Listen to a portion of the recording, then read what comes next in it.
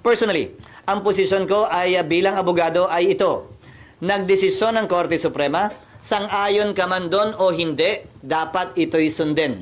Kung hindi, magkakaroon tayo ng constitutional crisis at baka tingnan tayo ng mga karatig bansa natin at ibang tao na isang banana republic kung saan sinusunod lamang natin yung mga gusto natin. Ilang pananaw pa kaugnay sa desisyon ng Korte Suprema? 5 sa 11 pinag-utos ng Korte Suprema na isumite ng Kamara ay kabilang sa order o kautusan ng Senate Impeachment Court mismo, kaugnay sa compliance ng Kamara sa 1-year ban.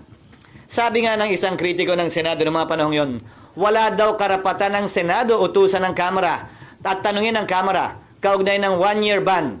Sabi ng kritiko ng Senado yon, desisyon daw yan ng Korte Suprema. Ngayong nagdesisyon naman ng Korte Suprema, ang sinasabi ng parehong taong yan ay Senate is the sole judge of impeachment cases. Dapat wag pansinin. Ano ba yan? Talaga bang nagbabago kung ano ang tama, totoo at naaayon sa batas? Depende sa gusto natin? Hindi ba dapat?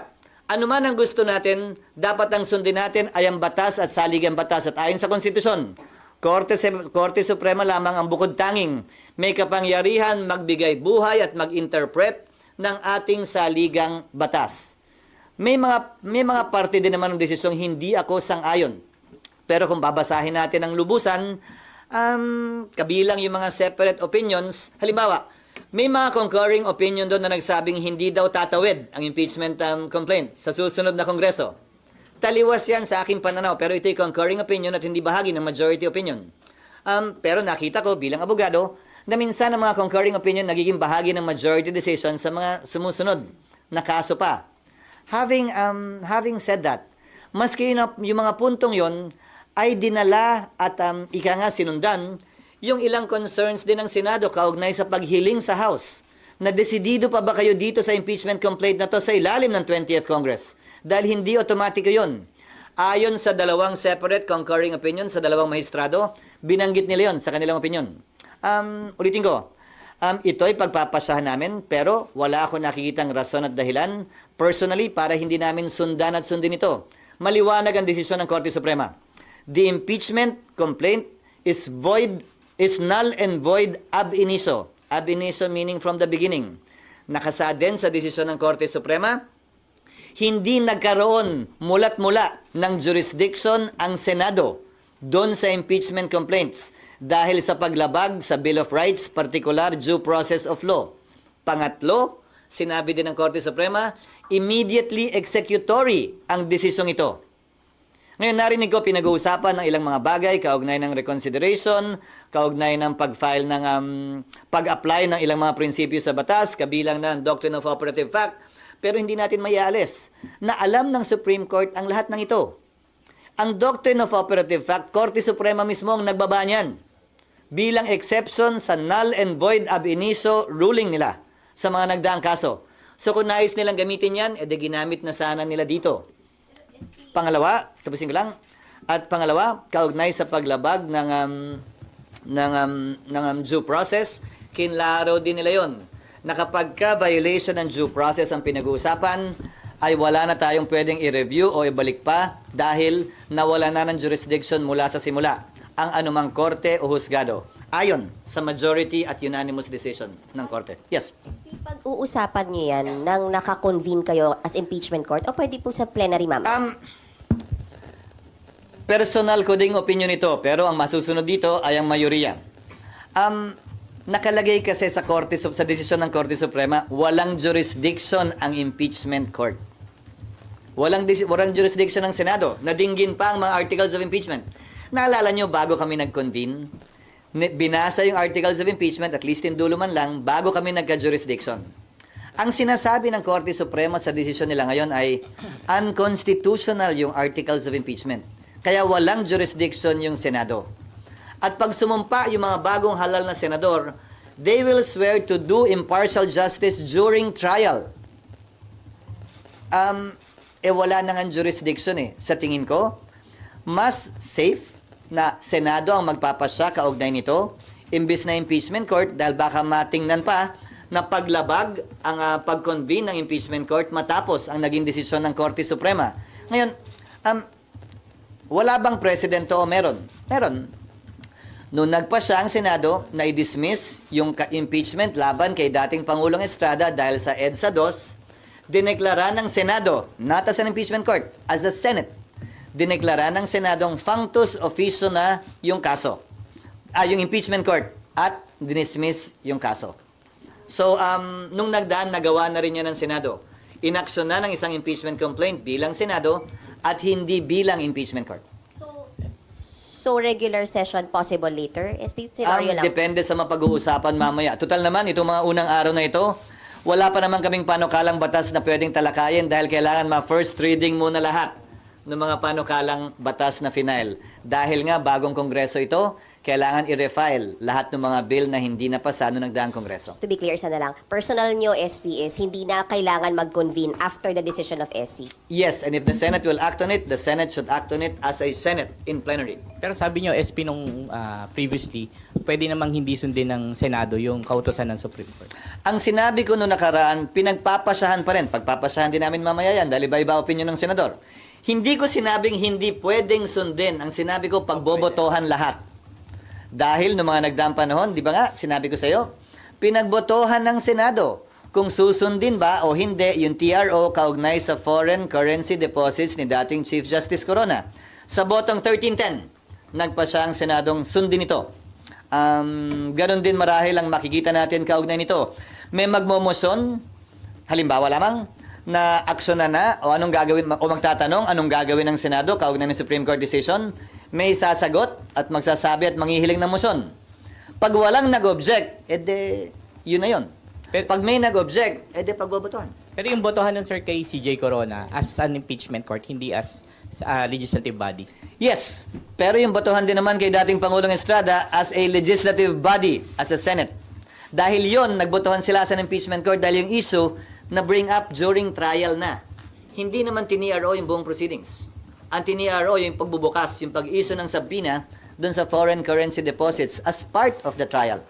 Sir, some are saying na kung inaksyonan niya noong February, sana tapos na yung impeachment, hindi na Babalik ta rin ko, kung inaksyon na namin, at anong itsura namin ngayon na bawal pala lahat ng ginawa namin. Paano kung nag-convict ang Senado? Bawal naman pala lahat dahil nilabag naman pala yung Bill of Rights at right to due process ng nasasakdal. So babalik ta rin ko, Sally. Baka naman kaya minamadali ito noong mga panahon yun ng iba? Ay dahil alam nilang may problema o maaaring magka-problema, rason para madali ng kamay namin. We exercised an abundance of care when it came to that, not wanting to violate any constitutional provision and juxtapose that to what the House did after the Supreme Court decision. Without an abundance of care, they hurried things and the result is what you have seen now, given the Supreme Court decision. Pero, Sa tingin ko, hindi pwedeng pulaan yung pagiging maingat ng Senado. Lalo na sa nakita yung desisyon ng Korte Suprema kung saan yung pagmamadali ang pinulaan ng Korte Suprema at sinabi ang mali at nilabag ang karapatan sa due process ng nasasakdal. Pero na-decline daw yung public na nalaman. Ano ba talaga yung past? Hindi lamang impeachment ang mode of accountability para sa mga opisyal. Investigasyon ng Senado, investigasyon ng Kongreso, kaso sa Ombudsman, lahat ito ay mga avenue para mag-exact na accountability para sa mga opisyal. Dahil, tandaan nyo sa ilalim ng saligang batas, Pangulo lamang ang immune from suit. Hindi immune from suit ang ikalawang Pangulo o iba pang impeachable officers. So hindi nila maaaring sabihin, walang ibang avenue. At ito na nga mga kababayan, no? Itong si Senate President Chis Escudero na muling sinampal sa katotohanan itong mga anti-Duterte, itong mga galit kay BP Sara na gusto siyang ma-impeach mga kababayan dahil muli po siyang nagsalita ngayong araw, no? At kanyang iginiit na kailangan sundin itong utos ng Korte Suprema na unconstitutional o labag sa batas itong impeachment complaint laban sa kanya. Si Senate President Chis Escudero ay bilang isang abogado mga kabayan sa kanyang personal na opinion, no, na sinabi niyang kailangan sundin ng Senado itong utos ng Korte Suprema, no? Void ab initio mga kabayan or from the beginning ay mali yung proseso, no? Mali yung impeachment laban dito kay BP Sara, kaya ibig sabihin walang jurisdiction dito ang Senado para talakayin, no, itong impeachment complaint laban kay BP Sara at lalong-lalo na wala silang jurisdiction na gagawin yung impeachment trial kasi void ab initio na nga, no, from the beginning. Mali na yung impeachment complaint. At yun yung iginit ni Senate President Jesus Escudero, mga kabayan, na buti na lang na maingat siya dito sa kanyang ginagawa, no? Na hindi siya nagpadala doon sa mga sulsul ng mga galit kay BP Sara, yung mga kritiko ni BP Sara, yung mga dilawan, yung mga ibang grupo dyan na talagang gusto nilang mapatalsik si BP Sara, ma-impeach na agad si BP Sara para hindi na siya makatakbo sa 2028. At yun naman ang dahilan talaga, mga kabayan, yun yung maliwanag na maliwanag dyan. At alam na po ng lahat yan. Kahit si BP Sara, yun naman lang sinasabi niya na gusto talaga siyang mawala sa listahan doon sa presidential candidate sa 2028 dahil talagang pag makonvict ka dito, bawal ka nang tumakbo kahit anong posisyon sa gobyerno, mga kabayan. At buti na lang, hindi nagpadalos-dalos itong si Senate President Jesus Escudero despite doon sa mga pressure, no, sa mga sulsul nga ng iilan na may mga personal agenda. Kaysa kung nag-action agad sila, mga kabayan, ay nako, di ko alam anong mangyari sa kanila na lumabas itong impeachment complaint na null and void, no? Or labag sa batas, mga kababayan. So, hindi ba yun nakakahiya sa mga senador natin or sa Senado as an institution na nagpadalos-dalos sila, nakinig sila doon sa sulsul ng House na talagang gusto agad nila na mag-umpisa yung trial, no? Nung February pa lang, nung pag-endorse nila, mga kababayan, doon sa Senado, ay gusto agad talakayin at magsagawa, mag-convene na agad. At pati itong sila Senator Risa Hontiveros, na sila Coco Pimentel, ay nako, buti na lang talaga Senator Chis Escudero or Senate President Chis Escudero na talagang nag-ingat ka at hindi mo agad inaksyon ito. Kasi kung nagkataon, tatawanan kayo ng mga taong bayan, mga kabayan. Lalo na itong mga usaping legal, no? Yung mga legal expert. Kasi itong mga judges natin, itong mga justices natin, mga kababayan dito sa Supreme Court ay hindi naman basta-basta. At unanimous, no? Mind you, unanimous yung kanilang desisyon dito, mga kababayan. So lahat sila ay nagkaisa. Isa yung kanilang opinion na talagang labag sa batas yung impeachment complaint laban kay BP Sara. At itong mga kababayan ay hindi po ito mga na tao, no? Talagang eksperto to sa usaping batas, usaping konstitusyon. Sila yung mas nakakaalam. At ngayon, mga kababayan, ang dami nang lumabas na mamagaling pa dito sa ating mga taga Supreme Court. Mas magaling pa dito sa ating mga justices dyan sa Supreme Court. Isa na nga yan, itong si Atty. Lorna Capunan. Ayan, sila Congresswoman Laila De Lima, sila Congressman Chel Juk, no? At yung Akbayan, no? Si Percy Sindanya, na hindi naman ata to abogado, na kung saan nag-file agad siya ng motion to intervene, no? Dito sa desisyon na ito ng Supreme Court. At bagamat itong desisyon na ito, mga kababayan, ay pwede pang mag-motion, pwede pang mag-MR, pero nakalagay kasi doon na executory, no, or final and executory, mga kababayan. So agad-agad kailangang sundin, or kumbaga sa ibang pag-interpret mo bilang isang normal na tao, hindi naman tayo abogado, pero final and executory meaning kailangan ipatupad agad, mga kababayan. So pagdating dito sa Senado ay sinabi na nga ni Senate President Chis na aaksyonan ito nila. Kahit na sa kanyang personal na opinion ay kailangan sundin, no, itong utos ng Supreme Court. At bilang sa Senado, as an institution, so kailangan daw po nila itong pagbutuhan, mga kababayan, no. Pero based on his pronouncement, ay talagang sabi niya, kailangan sundin ito. Kasi kapag hindi, ay baka magkaroon nga daw ng constitutional crisis. So talagang Supreme Court, mga kababayan, yung kanilang sundin dito, no, para sa opinion ko, no. So this is my take as an ordinary Filipino citizen.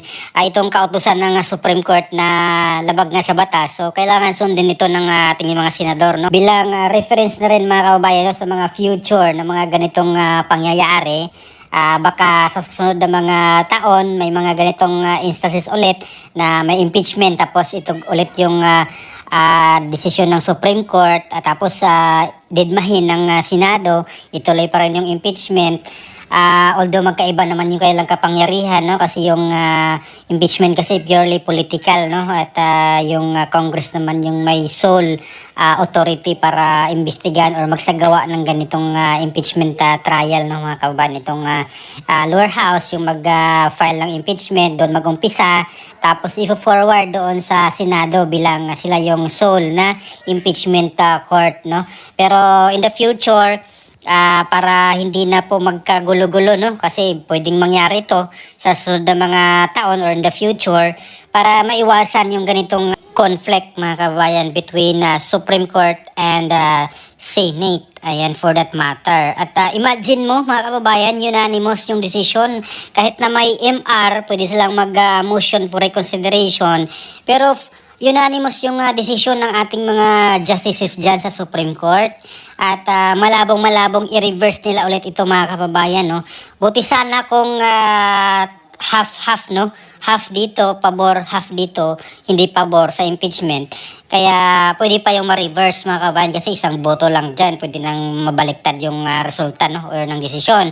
Pero ito kasi, lahat sila, mga kababayan, although meron nag-abstain, lahat sila ay, or almost lahat sila ay talagang pabor dito na basura itong impeachment complaint. So malabong-malabo pa, mga kabayan, or malabo pa sa sabaw ng adobong pusit na baliktarin itong desisyon na ito ng Supreme Court natin. Kasi may mga petition pa, no, na mag-motion or meron pang mga nag-motion, may mga nag-question pa dito sa Supreme Court.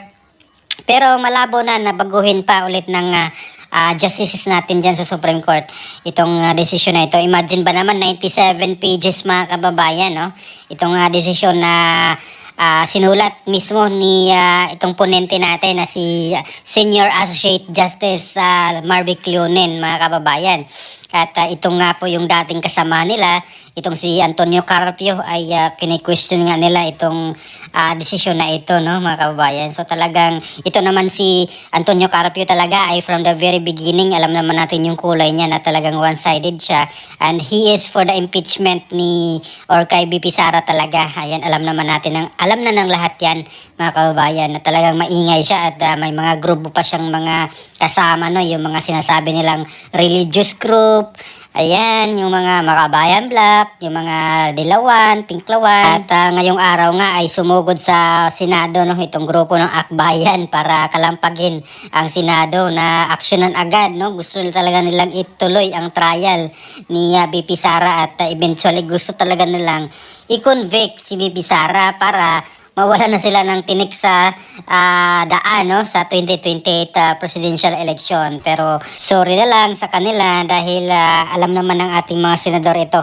Although meron diyang magko-question, mga kababayan, no, na pabor sa pabor sa impeachment laban kay BP Sara, yung mga ilang-ilang senador dyan.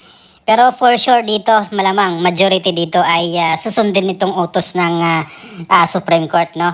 At basis doon sa early pronouncement ni Senate President Chis Escudero na as a lawyer, kasi lawyer po siya, mga kababayan. Talagang he is for the abandonment, no? Or sundin talaga itong utos ng Supreme Court na ibasura itong impeachment complaint laban kay BP Sara Duterte. Kaya sa mga taong nagsasabing na overreach daw, no, itong ginawa ng Supreme Court, opinion po nila yan, mga kababayan. Hindi sila na mas magaling sa ating Supreme Court, sila na yung mas magaling dito sa ating mga Supreme Court justices.